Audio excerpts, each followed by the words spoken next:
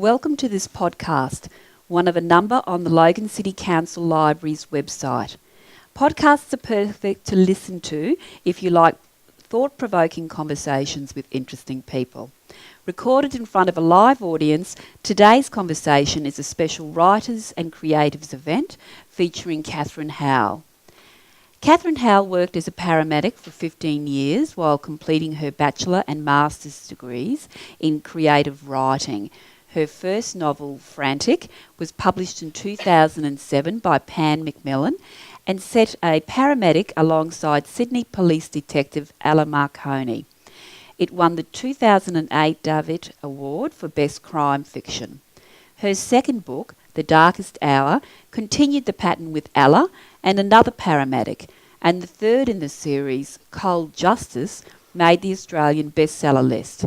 It also won the 2011 David Award for Best Crime Fiction, and that made Katherine the only author to have won twice.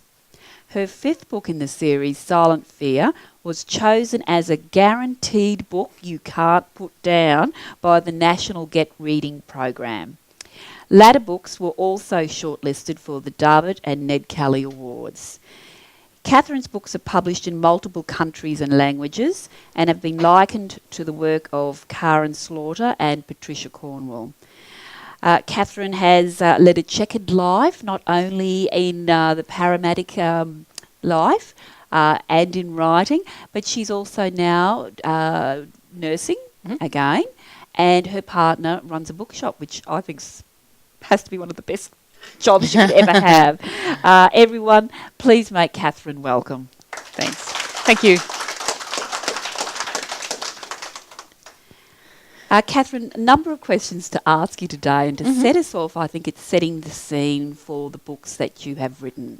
So the media in Australia has for some time now reported on the disturbing trend of frontline paramedics being verbally and physically attacked, while attempting to save or assist members of the public. What are some of the reasons for the attacks, and does it take a toll on officers? Yeah, it certainly does take a toll. I mean, as Deborah said, we all read in the news about these attacks that go on. I think it's worse now than when I was in. I've been out for 12 years, and there wasn't the ice problem that a lot of areas tend to have now. But, the biggest problem that we encountered was basically alcohol, just people being drunk. And so they're not thinking straight, so you're there trying to help their friend, and you better help him or I'm going to bash you. Ridiculous things like this. Somebody saying that is really not going to help you care for their friend any better. I think it's related basically to that. Maybe to a gradual increase in violence in society, or it's hard to know if that's happening or we just hear about it more because of the media, and online media is all over everything nowadays, and need to keep updating, so they find stories to tell us, which are often about that sort of thing.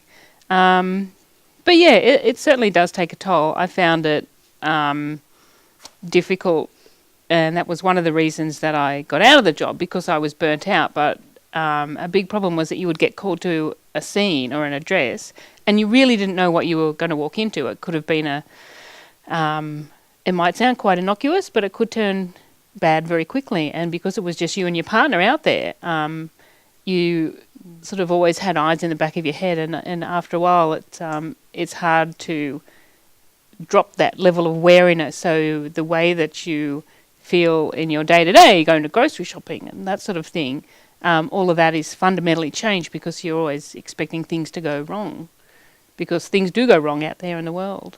So it does affect your thinking like that. Certainly when I left the job, it took me about 6 months to get back to, being normal. And it was only then that I realised how bad I'd sort of become. You spent 15 years doing this role. What did you like about it? What attracted you to that role in the first place? There were a few things. I had a friend who was in the job, and I talked to him about it, and I thought, this sounds really interesting. You're out and about all day, and I knew I didn't want to work indoors. Office jobs held no appeal. I thought, you never know what's going to happen. which, at the start that was great, but at the end it was awful. Um, and it was interesting. You got to do some amazing things. You helped babies be born, and you were there when people died, and you tried to save them, and sometimes you managed that. So it was really great in that respect. And of course, I was able to use the things that I'd seen and done and put them in the stories, which was just wonderful. Have you got one special story you could share with us? There was I do have one. There was a lot of the times as a paramedic, you felt like, if it wasn't you sitting in that seat, it would just be somebody else, because we had protocols. We have protocols and procedures to work from. So you got a person with chest pain, these are the things that you do. So a lot of the time you felt like you didn't make a lot of difference, because somebody else in your position would have done exactly the same thing, if that makes sense. But there was one day that we went to an elderly man who had he'd been driving and had a bit of a near faint, pulled over, and then after a few minutes had recovered, drove home, but still didn't feel great. So he ended up ringing the ambulance, and so we went around there, and I was the treating officer for that day, because we would take turns. So you'd be teamed with one officer for 10 weeks. I would drive one day, they would drive the next day, and so on. So I was treating this day, and he was driving, and this old man was a lovely man, and he was elderly. He was looking after his elderly wife who had dementia.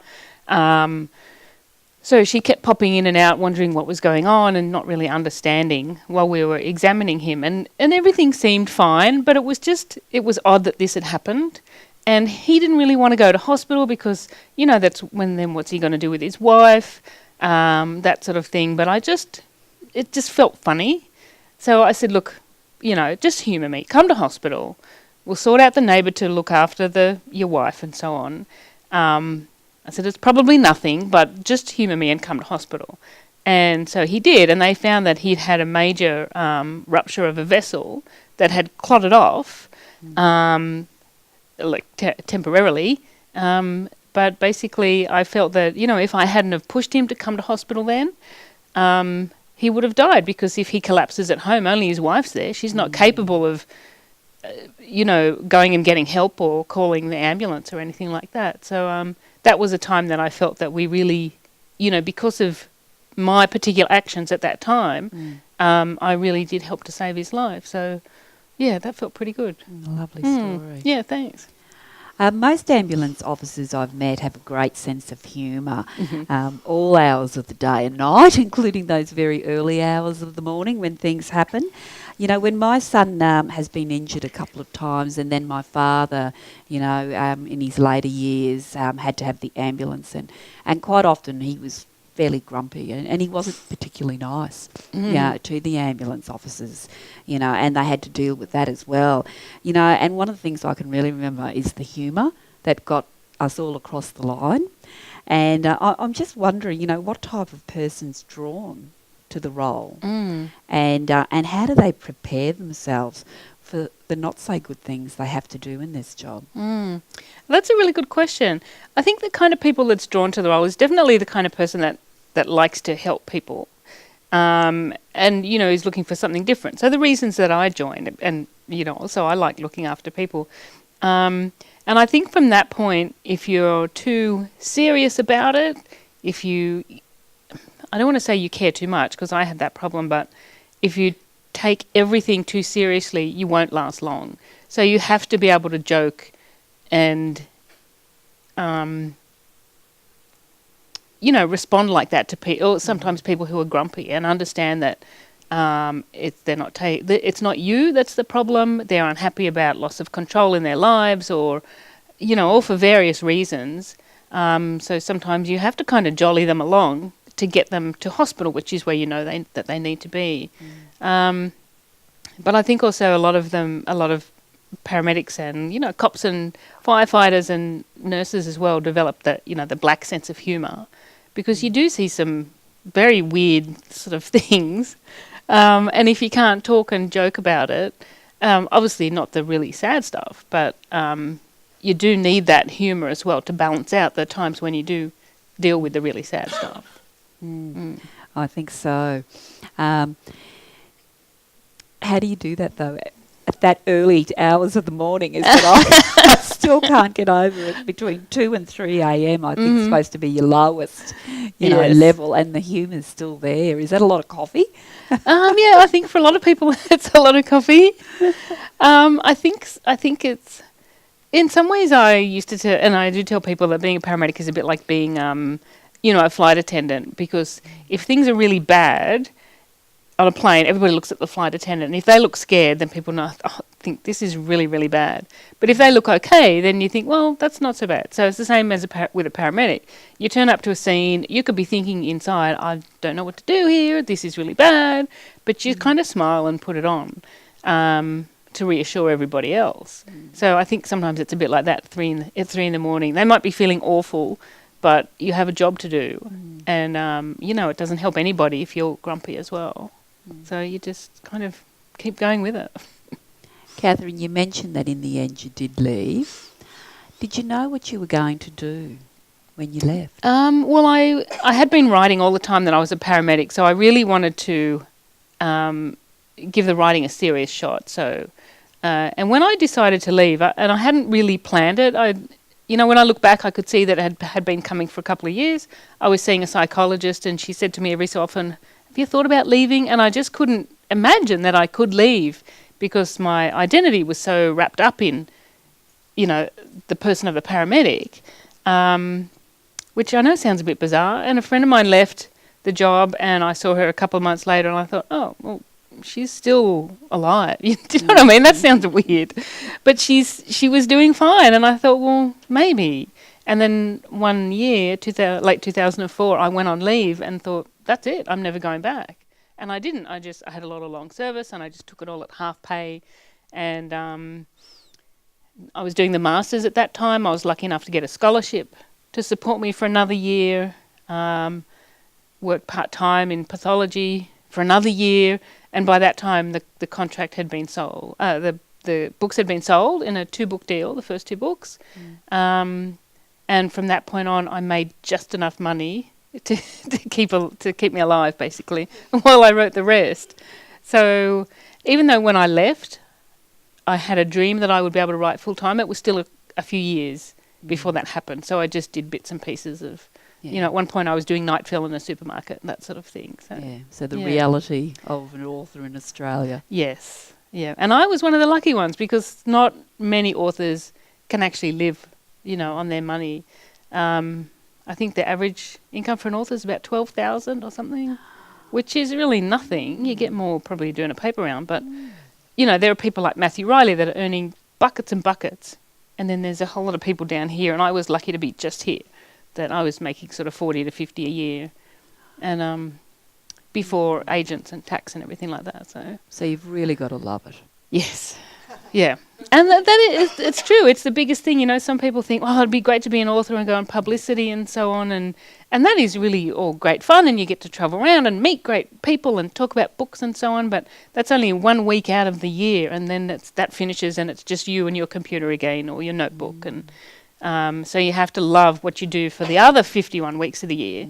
Otherwise, you'd just go crazy. Is it a lonely existence, or did you enjoy the time in front of that computer? I did really enjoy it, and I'm a bit of a homebody, so I like being at home, but in the end it wasn't great for my mental health. And I think too, when all your friends are authors and they're all going on this roller coaster like you are, how do I make my books better? I need to increase my sales so I'll get another contract and I can still keep doing this and I don't have to get a proper job.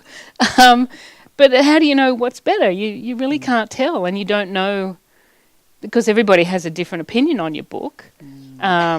So there's no objective. I mean, there might be, if everybody says, well, that plot didn't work, you could go, okay, well, there's something wrong with the plot, clearly. But some people will say it was the best thing they've ever read, and some people absolutely hate it. So you can only do the best that you can to try to improve and make the next book better. But even then, you could write the best book in the world, and if it just might not sell for whatever reason.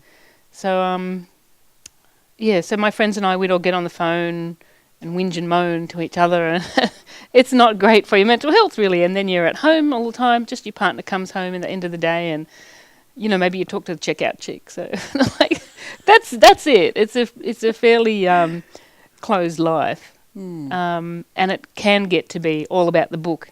And because you work at home, you never get away from it. You don't. It's not like you close the door to the office at 5 and never think about it again. Never go back in there. You've got to get on Facebook. That's on your computer there. So, So by the time Pan Macmillan said to me that the sales had dropped to the point where they didn't want to renew my contract, I was kind of relieved, because I had started thinking, I can't keep doing this. For one thing, I was starting to miss looking after people, but for another, I didn't like the way that I felt, that I was so angsty and so, trying to come up with something better for the next story. And I guess you were, the further along you got, the more you were distant from the real life of what you'd been experiencing as a paramedic. Would that be true? How many years, for example, has it been since you were a paramedic, for example? Well, does that play a part? It didn't really with the books, because I was kind of reliving it over and over and over. And it's only been since I've stopped writing the books that I've actually finally stopped, dreaming about it and that sort of thing. So, but the bigger problem was coming up with good crime plots and thinking, well, it was a plot about drugs in the previous book, so I can't do that this time. And how to keep the paramedics plausibly involved, and when it was the paramedic sister in that book, I can't do another sister, but how do you keep them involved if it's not somebody close to them? So it was, and I missed it greatly when I stopped, but I was also relieved. Excellent. And I guess that it sounds like this is cathartic for you. Just before I ask the next question, this sounds like writing the series was cathartic, but it was time to move on. Yes, I think it was. And it was good sometimes that I could take situations that had turned out badly in the books, in real life, and change them a bit. So that was good. But as somebody said to me at a writing event, well, you're kind of reliving it over and over, and she was right. I was. And as I said, it's only been since I stopped writing about it that I feel like I've finally been able to leave all that behind. And working now, like I'm a registered nurse, I work in theatre, which is an ultra-controlled environment. So even though the other people work in there that often say, well, things can go wrong. Well, yeah, things can go wrong, but not to the extent that they could have gone wrong back where I was working before. So, and if things do go wrong, you can press a button and you have 50 people there to help you. So, yeah. Now, I guess for those of you who may not have read Katherines' books, it might be worth us exploring, what was the series about, just so that people have an understanding. Well, initially I wanted to write a crime series, and I wanted to have paramedics in it, but I couldn't just work out how that would work. But I was very wary about having a police detective, because I'd previously tried to write novels with police characters in it. It just didn't work because, I don't know much about how police do their jobs, and I wanted to know every little gritty detail. But then it was really when I did some research into suspense and found out that what matters is that the story keeps rolling along. You just give enough detail to make it feel real and bring it to life for the reader, and then you just keep going with the story. And when I read novels and pulled them apart, and I saw that that's how other authors do it as well, they don't give you every detail. You don't find out the names or the code numbers of the forms that the homicide cops are filling in. It's little details, and then we keep on with the story. So I thought, well, yeah, I can probably do that. Because I'd figured that for the paramedic stuff, it was the same. That none of the paramedic scenes in the book are exactly what real paramedics would do. It's fiction. It has to be entertaining. So I thought, okay, well, I can write this series. So the female police detective, Ella Marconi, will be the main character. And she will be the one doing the investigating. And then I'll have the paramedics involved in some way. So maybe they find the body. Maybe they're trying to get called to it. They're trying to save this person's life. Something like that. And then from there, it was just a matter of working out how to make it really knotty, tying it all up in knots, tighter and tighter and tighter, so that the reader, thought they knew what was going on, but didn't really, and putting in all these dead ends and red herrings and stuff to keep them guessing all the way through. So that's what I tried to do with the series. And I have a bit of a cast of paramedics. So it's set in Sydney. I made a fictional station. There's a building under the southern end of the harbour bridge. It's actually a plumbing business or something, but I made it into an ambulance station. So there's this staff there. So in the first book, it's Sophie and Mick are working together, and they're based at that station. And then you get to see mentions of other staff that work there, and then in later books, these other staff will be the main characters. And, you know, you find little mentions of Sophie in later books, and then Mick is the star of, I think it might be Web of Deceit or something like that. So, just mixing it all around and but having those cast of characters so that hopefully it feels more real to the reader.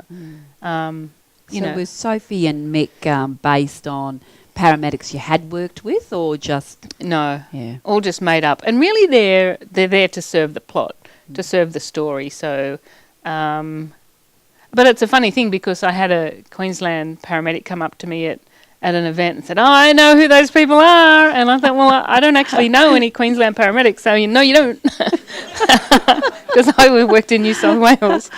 So it's funny that people, read things into the characters. No, so they weren't based on people that I knew, but they were based on, like in Frantic, Sophie, whose baby's kidnapped, has to be really frantic and pushed to do all these desperate things. So I thought if I make her a control freak, she will deal with that situation particularly poorly. But it'll make her a good paramedic because you have to be able to take control and that sort of thing. So she's good at her job, but it leads to her downfall, really.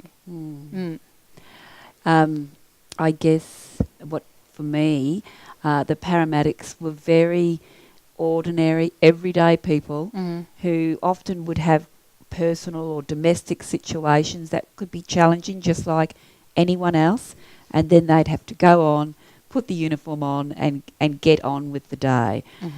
Is that very much the case, I think, isn't it? And that's what you really did so well in depicting. Oh, thanks so much, because I really tried to do that. I love reading books where, to me, these people feel real, because I like to get lost in those books and feel that this is really happening. I'm not just sitting there reading words on a page. So for me, it's a big problem if a character reads like, a character. So, and especially the thing that bugs me is when they stop and look at themselves in the mirror and admire their tawny hair or their almond-shaped eyes, or, like, I don't know about you guys, but I never look in the mirror and think anything like that. It's like, oh no, more greys, or, So I thought if they, to make the book feel real, because if it feels real, then the readers are going to care more and they'll feel more suspense, which is what you want from a crime novel.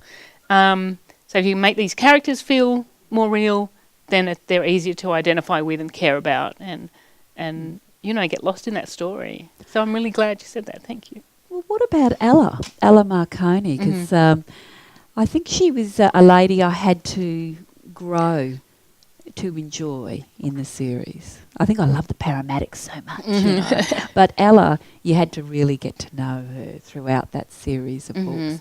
How did you bring Ella to life? That's a really good question, and as I said, I found her difficult at the start because, I thought, I don't know what she does all day, but the thing in a crime novel, you need to have your detective just focused on this one case, which is not how detectives work. I have some friends who said, we go to work in the morning and we take a witness statement on this case, and they'll make some phone calls on that case, and then go to court for that other case. So it's all juggling, which of course is not going to work in a novel. We need just a single focus. So I thought, all right, well, I can deal with that. And then I thought, well, also she's a woman in a male-dominated job. And the paramedics now are getting much closer to, if not already, 50-50. But when I started in 1990 in Sydney, it was not like that. And there were a few older guys who really did not like the fact that you were there. So I thought, so Ella can be facing that, and she can be facing even more resistance if she gets, a promotion or something good happens to her. People can try to undermine her like that. But she does take it a bit far. I know I think in Frantic she is whinging because she feels like, somebody's been sabotaging me because I'm a girl and that sort of stuff. So she does, even though it is happening, she thinks it happens more than it really does, just when she's trying to get onto homicide. But I thought, I can use that and other character traits that, make her work well for the story, like Sophie being a control freak. I thought if Ella is, really determined and she's frustrated by meetings and red tape and she just wants to get out there and do the job, which to her is why you're there. You're there to help people. So meetings are, even though necessary evil. So that makes it a good element to play around with, her frustration and that sort of thing. And then I didn't really know what she looked like, but I was going through a magazine and I saw this picture of a woman. I think she's an architect, and she'd been profiled in this magazine, but just the way that she was leaning against a wall, I thought, oh yeah, that's Ella. Just this attitude that she has. So I cut it out and stuck it up on my wall, and she was about the look that I wanted anyway. She was about 40. She had sort of, messy shoulder-length dark hair, slightly on the stocky side. So I thought, okay, well, that'll do. So I never actually describe Ella in any more detail than that. That's all you know about her physically. And but any time I got stuck in writing thinking, what would Ella do or say at this point, I'd look at that picture and go, oh yeah, I can see in that attitude. I know what she'll say. She's about to stick it to somebody there. Yeah. So these are some of the writer's tricks, aren't they? Mm-hmm. So you've got like a visual idea there. Did you map it up like you've got your computer? Mm-hmm. And then how do you map out someone? Have you got any tricks? Like some people say they'll literally do diagrams, or others will say, nope, it just came out on the page straight away. I use both things really. Sometimes it just came out, and then sometimes once things started getting a bit knotty, I had this, somebody gave me a huge big pad of post-its. They're about this big, and I would draw the links between all the characters and the events, and that could be really good because sometimes you'd go, oh, there's this big gap here. This character is not linked to anything and anybody except this other character. So then you'd think, well, are they really needed? Can I get rid of them? What role do they play in the story? Maybe I can give that role to somebody else, because my aim was to have everything tied in so tightly that every part of the story was linked to and relied on every other part of the story. Because I get frustrated if I read a story and I think, oh, that's going to be important, and then it turns out, it's not. It all has to have its reason for being there. But apart from that, and apart from Ella, I didn't really have pictures of anybody. Sophie herself, I only ever said at one point she puts her hair in a ponytail, and that's all I say about her. So when the first version of Frantic came out, I think that book's out of print now. They brought out other ones, but it's a picture of a woman and she's kind of biting her hand in nervousness, and you can see her long hair. And I thought, oh, that's what they think Sophie looks like. And it didn't kind of gel with what I thought, but so it was a funny moment to see that, even though I had no clear picture of her in my mind. Without being a spoiler, Ella obviously has a partner, and there's a very problematic issue with this partner's mother. Was this something that you based on, or what would it be like if this was to happen, and put it in the book?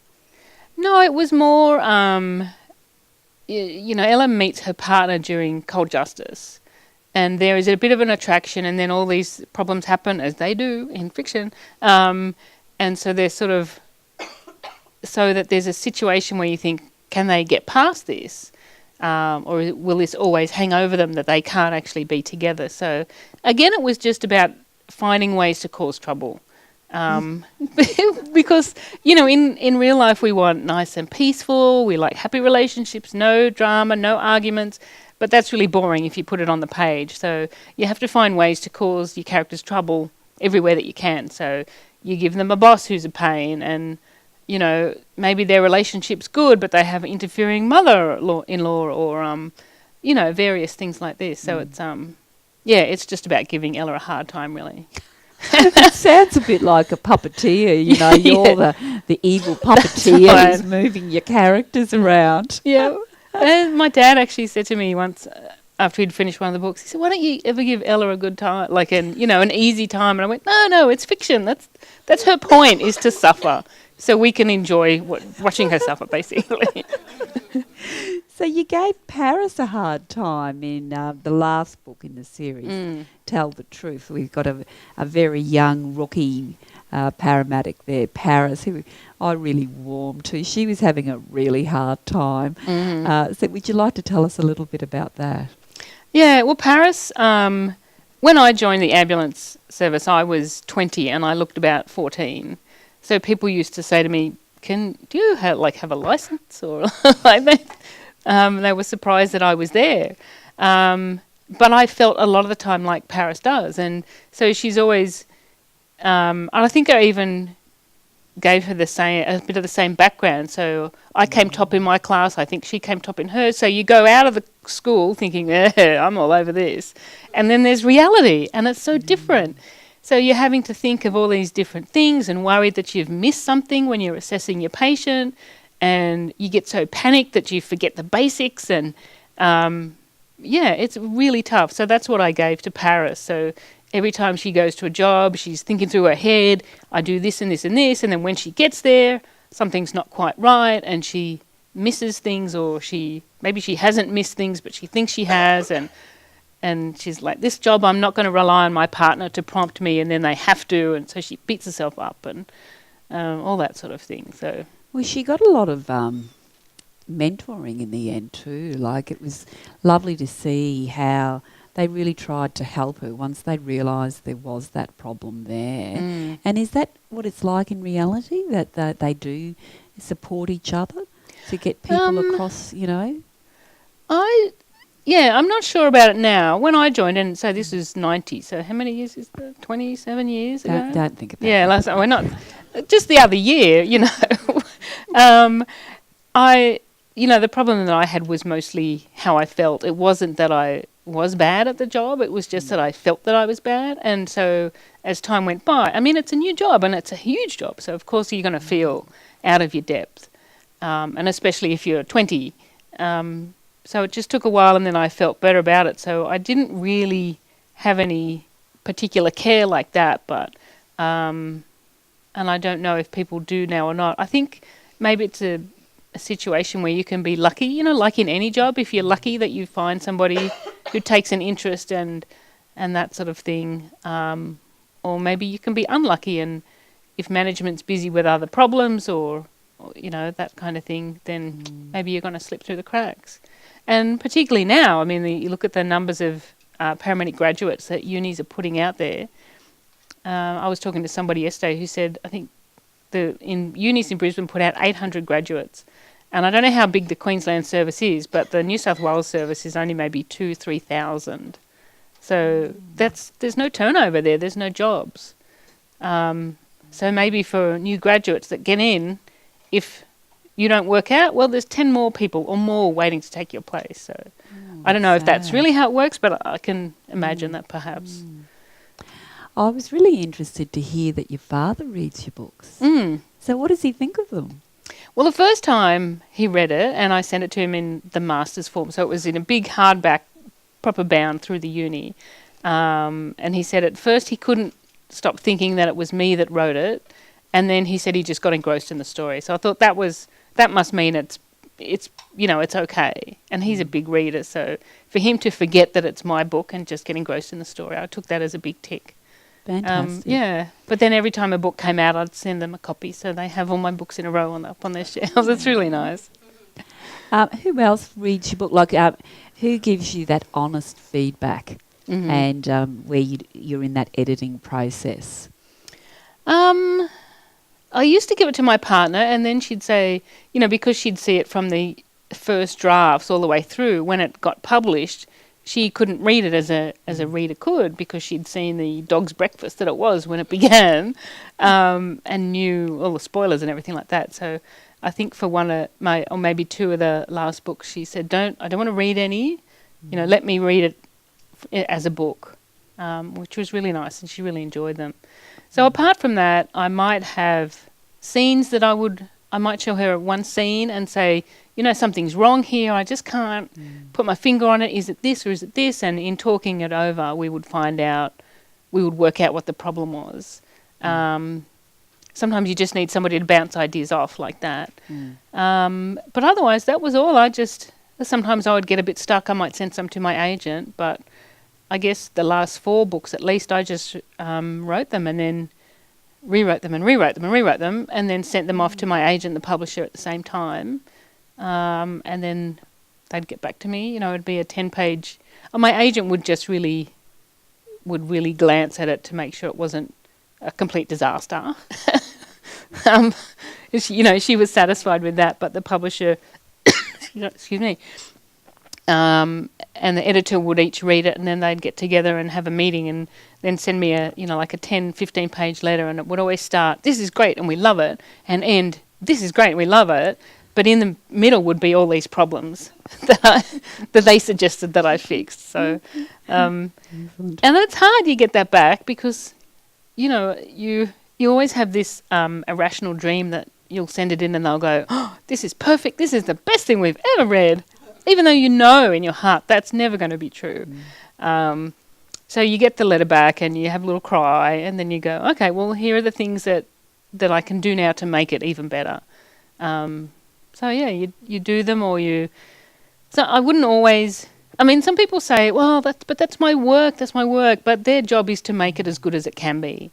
The success of their company and their jobs rely on books selling, so they don't want your book to be a dud as much as you don't want it to be a dud. It's got your name on the front.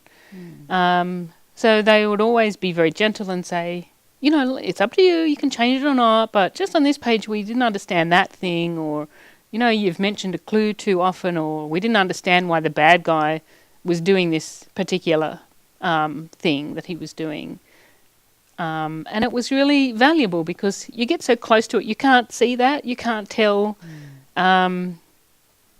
if you've put all the clues in or if somebody's behaviour is plausible or not. So you need somebody coming to it with fresh eyes and reading it from start to finish to tell you if it works. Did you end up helping other budding crime writers, or have you done any of that work where you've worked with other young people or anyone wanting to get into the writing industry? I have. I've done a few things. I did a few... I used to teach workshops at Queensland Writers Centre, like Year of the Edit, so people would bring in a manuscript and we would work together, or I would teach them tools over the 6 months of the course to work on fixing it up. And there was one author from that whose book that I read, and I thought it was fantastic, and she's since had it published. Her name's Cass Moriarty, and her book's called The Promise Eve. Yeah. And so that was not the book that she was working on in the course, but she asked me to have a look at it because she had a pitch appointment or something at the Brisbane Writers Festival, I think, and was wanting to send it to this agent, and should she or shouldn't she? And I said, oh, absolutely, go for it. So it was really nice to see her get published. And there's been a couple of other authors whose manuscripts have come to me through other people, or, I've heard about what they're writing, and I said, I think my agent would really like that. So I've talked to my agent and given her contact details. So one of them is Zoe Boccabella, who's she's got a couple of books out now. Joe's Milk Bar, I think, is the latest one. So sort of about history of milk bars in Australia, like Italian background milk bars. Yeah. Excellent. And Claire Corbett is another one, When We Have Wings, I think, which I got sent through a uni lecturer. And it wasn't my cup of tea, but I thought it was really good, so I sent it on to my agent and got published from that. So that must be really fulfilling. It was really nice, yeah. And especially, when something that you don't particularly personally like, but you can see the value in it. Like, it was nice to see that got published, and I thought, well, even if I don't like it, I can still, see that it's got some merit there. So, as we heard, Alan Marconi finished, the series finished. It was cathartic, and you were ready to move on. You then became registered nurse. But are you still writing? No, I'm not, actually, at the moment. I've had a few. So Tell the Truth came out in 2015. So I finished writing that, I guess, maybe 8 months before. That was when the final edits were done and it went off for printing and so on. And since then, so I had uni assignments and so on, and I did have a couple of ideas like ghost stories and that sort of thing. And I even went so far as to write a couple of chapters, and then I would look at it and go, well, I can see why it doesn't work, but I can see why to fix it, but I just don't have it in me to fix it. So, whether I drain myself dry with the books or it'll come back or... it's a funny feeling because I'd always wanted to write novels even as a kid, and I'm sure some of you here feel the same, and you always have that urge to do it and the desire to write and put down stories and people and so on, and that's gone and it feels a bit weird. But I really like my life now. I work, I'm an RN, I work in theatre, I get to look after people in a nice controlled environment, and I don't have that hanging over my head, you should be writing. So it's nice to have that voice gone for a little while, at least. Yeah. Another chapter of your life. Yeah, that's right. And, it's nice to... It's still there. I could certainly go back to it if I want. I didn't kill Ella off. I'm sure that's no surprise. I might want to go back to it one day. But at the same time, I was always worried with every book that this would be the one that jumps the shark. Like a series is good for so long and then it just collapses into disaster. Like for me, Patricia Cornwell did that after about book 4, and I know a lot of people still read it, but yeah, she kind of lost it at that point, and I didn't want to have any of my books come out and have people go, ugh, don't read them good. The early ones are good, but after that, no. So I was pleased that they all sort of seemed to maintain a bit of a standard there. Certainly the reviews said, that I'd finished the series off nicely. So, I loved it. I read all of them. I absolutely loved them. Thank you. I guess one thing I ask all of our authors is what books do you read? Like, is there an author that has inspired you or something new that you're reading at the moment that you just absolutely love? Yeah, everyone always likes to know what an author's reading. I guess my favourite go-to author is Lee Child. He writes crime. You could argue that they're a bit formulaic. Jack Reacher turns up in a town where there's some problem and he helps them, and I think for a lot of fiction it's the characters that keep you there. I mean, any crime novel really, there's a murder and it's solved. You could sum it up like that, but it's because we get to spend time with these characters that feel like real people, and I always enjoy, I think Lee Child's a great writer, and I like his stories and the character of Jack Reacher and the way that he writes other characters as well.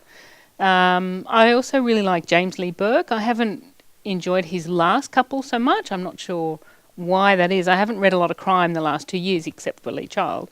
But I do prefer some of his earlier work. And apart from that, I don't know, my tastes now have changed a bit. I read a bit of non-fiction, like medical non-fiction, and as I say, my partner has a bookshop, so she brings home stacks of proof copies. So I'll have a little scratch through, and if it catches my eye, ghost stories sometimes, and I guess so. Yeah, Lee Child is the one. I know he's got another book coming out in a couple of months, so fantastic. I look forward to that. Finally, I know we've talked about advice for aspiring writers, but if there was one thing that you want to pass on to an aspiring writer in this room, what would it be, Katherine?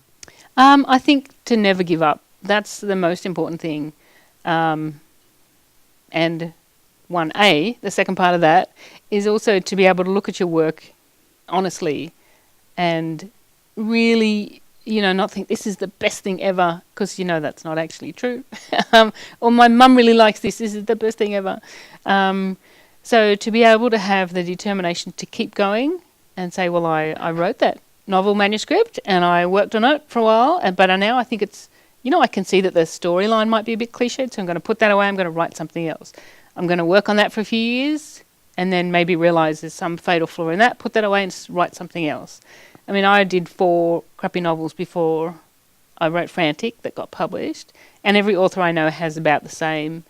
And even some authors will say, no, this is the first thing I wrote, and you think, yeah, probably not true. You know, it makes for a really good story. Oh, yeah, I just whipped this out in a month and I never wrote anything else. But probably not true. So those 4 books are still hidden away. Oh, yeah, they're terrible. I've used bits of them. I've taken bits to workshops and we all have a good laugh and I say, but see, this is what you can do if you don't give up and if you're able to look at your work and be truthful to yourself about it. Of course you can get published. You just need to be able to move from here to there. And that takes a lot of work, not giving up and being able to look at your work and go, I'm getting better, but I'm not good enough yet. Do you ever get any writers coming to those workshops who don't care less about being published? They just want to write the story and then put it away in their cupboard. But you actually think, oh my God, they should really publish this. I mean, does that ever happen? No, everybody, they always want to get published. And I guess because that's why they're coming to the workshops. They're looking for, and I guess often people are hoping for there's a shortcut, and there's really not. You know, I started seriously writing when I was 20, and Frantic came out 17 years later. So that's how long it took. Wow. And, you know, if you'd have said to me, oh, this is going to take you 17 years, I might still have thought, I'm going to get published, yay! But, you know, what are you going to do otherwise? Watch TV? Yeah, exactly. Really? What are you going to do? Yeah, so the thing is, and as I said before, it's not about getting published is great because your work goes out there and you get to communicate with readers in this particular way, like, you know, putting your thoughts and feelings into characters and that connects with readers and that sort of thing. But again, it's not about that so much because it's about, are you able to sit at your desk for hours and hours and try to build this character or try to tell this story. And the feeling when it actually works is just amazing. And I was talking to a writer friend a couple of days ago and I said that's one, I miss connection with readers and I miss that feeling of, yes, it's working. But there was much more of, oh, this is awful. There was much more of that feeling than the good feeling. But still, I'm glad that I did it. Thank you, Katherine. Thank you. You know what? You're still connecting with your readers. Thank you. Thanks all for coming. On behalf of Logan City Council Libraries, I'd like to thank Katherine Howell for joining us today. Can I also remind you that you can visit the Logan City Council Libraries website to hear other recordings featuring thought-provoking conversations and very interesting people. Thank you to our audience for joining us at this special event.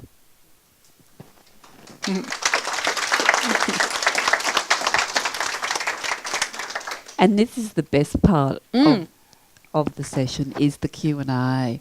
I really love the Q&As. I wish we could record them, to be honest, because we get some humdinger questions sometimes. So over to you, our audience, for Katherine.